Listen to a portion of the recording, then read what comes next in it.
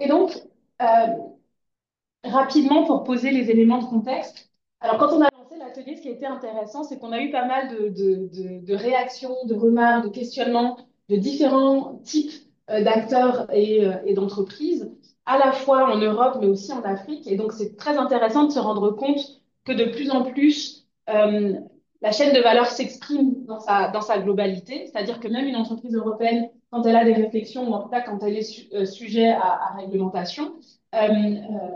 euh, toute sa chaîne de valeur, donc ses fournisseurs et ses clients aussi en aval, mènent cette réflexion avec elle en disant, ben, moi, je suis aujourd'hui fournisseur d'une entreprise qui est réglementée. Euh, je dois anticiper le fait qu'à un moment donné, eh bien, mon client me demande de m'aligner pour qu'il puisse justifier en fait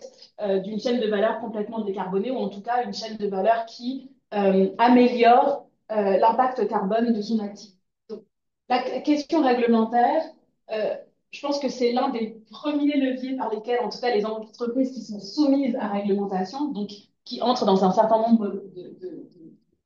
comment on appelle ça, d'indicateurs. Mon collègue les précisera tout à l'heure, hein, mais il y a des questions de taille d'entreprise, de chiffre d'affaires, qui font qu'on est, et puis de secteur d'activité, selon qu'on soit dans une industrie dite lourde ou moins classée, on va être obligé de passer par cette étape de bilan carbone, puisque on fait un petit focus sur celui-ci. La question de la notoriété, parce que ben, même quand on n'est pas réglementé, il en va, c'est une manière concrète, au-delà des vœux pieux,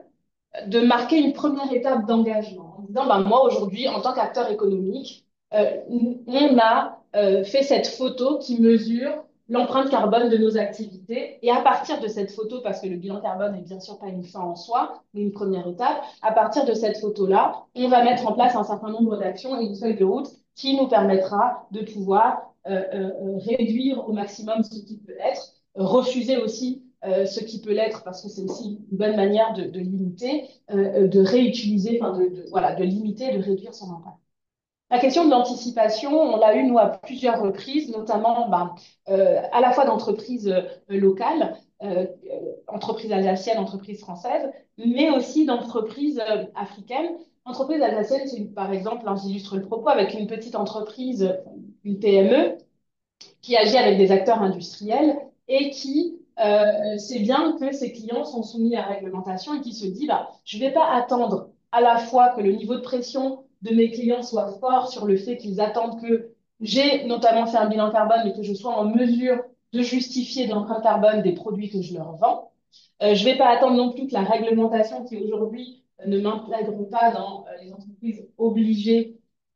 je vais dire, de faire leur bilan carbone, même si je ne le suis pas obligée aujourd'hui, rien ne garantit que dans quelques années, ce ne soit pas le cas. Et donc, c'est intéressant de réfléchir et de passer à l'action en amont, surtout dans un contexte français où un certain nombre de dispositifs sont incitatifs et permettent de financer justement cette démarche-là. Au niveau du continent africain, alors c'est un grand continent, hein, je n'ai pas la prétention de parler pour le continent dans sa globalité, mais enfin sur l'espace francophone, un grand nombre d'acteurs de tailles absolument différentes ont été intéressés et nous ont contactés en disant que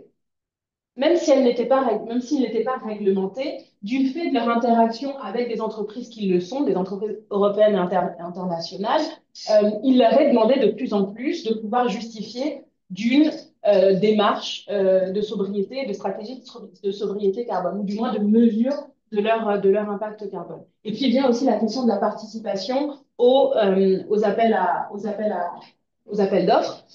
où ce sont des conditions qui sont de plus en plus demandées. Et donc, pour ces acteurs internationaux et plus précisément africains, euh,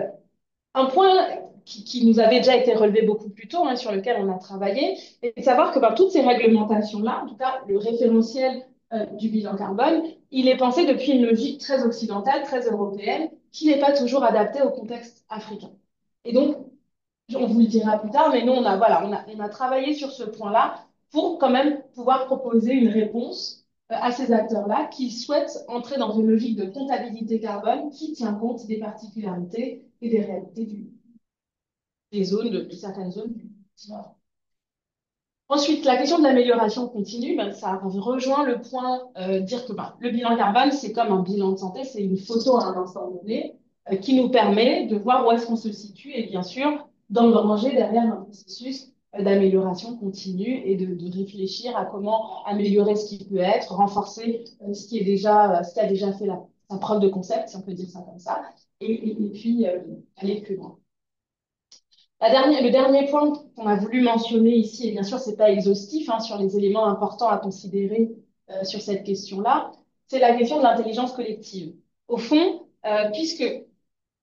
faire cette photo de départ qui permet de mesurer votre état des lieux, c'est une première étape pour aller plus loin et pour entrer dans une logique d'amélioration continue et de changement. Et donc, c'est toute la question du management du changement et le travail de la pratique du changement qui va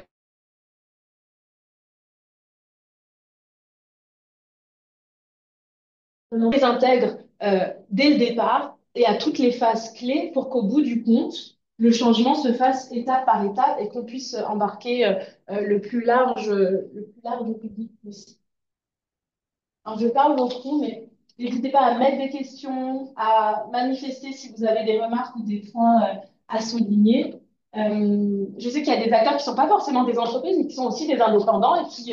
qui se posent la question de bah, bilan carbone à mon niveau, est-ce que c'est important? Est-ce que ça vaut le coup? Qu'est-ce qui est pertinent de faire ou pas? Alors, je pense qu'on y répondra tout à l'heure, mais je pense que se poser la question pour comprendre l'écosystème dans lequel on est, de toute manière, ça ne mange pas de pain et c'est toujours important. Et puis après, il y a un certain nombre d'outils enfin, à l'échelle française sur la fresque